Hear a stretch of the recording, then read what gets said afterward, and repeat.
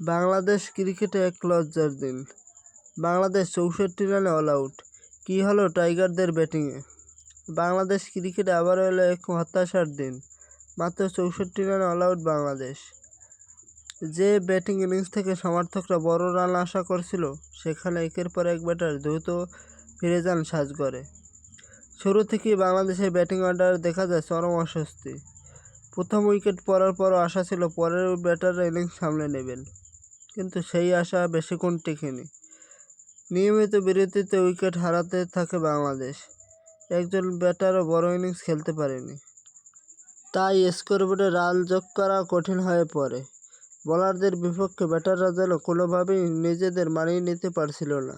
ফলাফল মাত্র ৬৪ রানেই শেষ বাংলাদেশের ইনিংস। এমন ব্যাটিং পারফরম্যান্স নিয়ে এখন স্বাভাবিকভাবেই প্রশ্ন উঠেছে, কোথায় সমস্যা?